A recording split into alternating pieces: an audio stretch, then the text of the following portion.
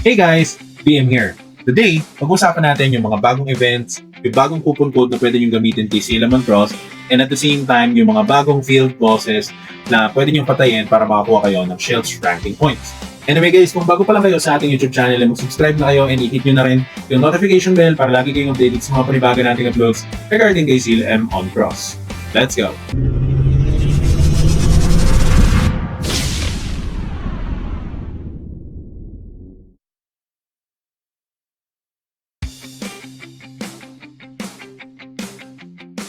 So, welcome back mga tol. So today, pag-usapan natin ngayon yung mga bagong events, yung mga bagong field bosses, and also yung bagong coupon code na pwede niyang gamitin para makakuha kayo ng mga freebies dito kay Cinnamon Cross. So, huwag na natin patagalin at simulan na natin to. So the first one is the working coupon code. So may bagong coupon code si CLM na nirelease way back April 17 and ito mag-expire siya on May 31st. So ang pangalan ng coupon code is 30 days and more, and ang makukuha nyo dito guys is tagsa 10 pet pickup summon ticket, costume pickup summon ticket, and also a praise only ticket as well. So makiklaim nyo lang to guys once per account. Alright? So kung paano siya i-claim, ang kailangan nyo lang gawin is i-click yung link na nandito sa Community Hive. So ilalagay ko naman yun sa description guys para ma-route kayo sa tamang link at hindi na kayo malikaw. Now, when you got to this link, it will ask you on which server would you like to put the coupon code. So lagay nyo dyan kung taga-Asia kayo is of course Asia. And then the CS code would be your CS code in the game. So makikita nyo yan guys dito sa settings. So usually kapag pumunta kayo sa settings ng character nyo, makikita nyo yan guys, which is the CS code. So kakopy nyo lang to and then go back to that specific link. Tapag nyo dito yung CS code nyo and ilagay nyo dito yung coupon code. After that, click nyo lang yung use coupon and then usually mariredeem nyo na yan pag clinic nyo yung use coupon. So ganun lang kabilis mag-redeem ng coupon code dito kay CLM.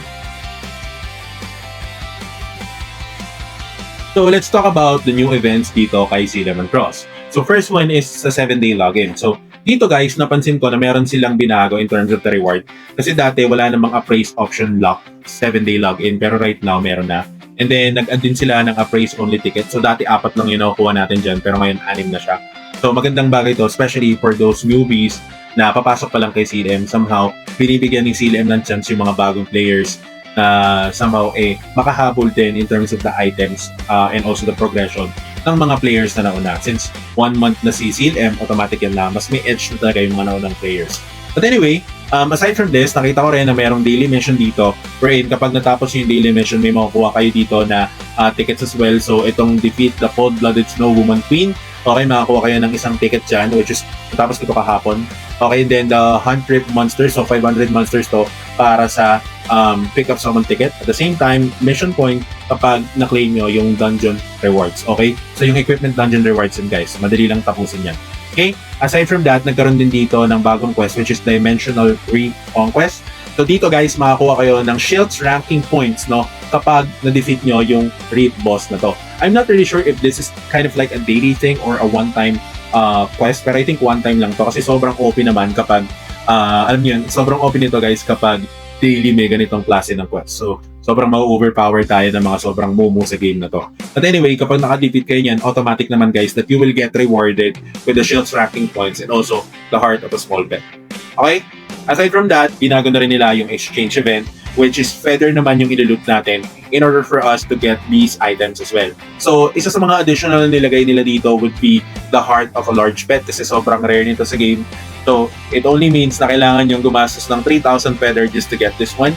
So, for me, siguro ipa-priority ko pa rin yung appraisal ticket kasi ito, pwede naman natin to i-craft so long as nakakakuha tayo ng mga pet summon tickets. Pwede natin i-dismantle yan para makakuha tayo ng pang-craft nito.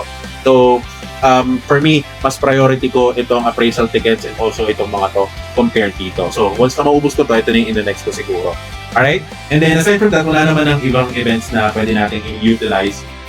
So, you might wanna check these events para at least ma-maximize yung mga resources na pwede nyo makuha. At the same time, it will also help you progress your character better. Alright? So, the last thing is yung mga field bosses. So, merong dalawang field boss na pwede nyong puntahan right now. Okay, so every time na nag-reset na yung timer ng field boss, pwede na kayong pumunta dito sa mga field bosses na to kahit hindi nyo pa na-unlock yung maps. So usually ako, nakapag-participate tayo kanina. And so far, maganda yung points na bigay dito. I think with my character, I was able to get around 40 plus points if I'm not mistaken. Pero dito sa huling boss yata, nakuha is around 75 shields ranking points. So magandang bigayan din yan, especially kung naghahabol kayo sa shields rankings, okay? So yan naman yung talagang goal natin within this season na makahabol. So lahat ng boss ginagawa natin. So basically, these two new bosses would be very, very important for us to always clear. And we have 57 minutes up until na mag-i-spawn yung mga yan. So later on, mag-field boss ulit tayo. And syempre, advantage din yan kasi additional points yan. So that's it for today, guys. I hope marami kayo natutunan dito sa video na to. Huwag kayo mag-alala, guys. Gagawa tayo ng maraming guides dito kay Silaman Cross para matulungan din natin yung mga bagong pasok sa game na to. Yun lang, and maraming salamat sa panonood. This is BM again, and alam nyo na, peace out.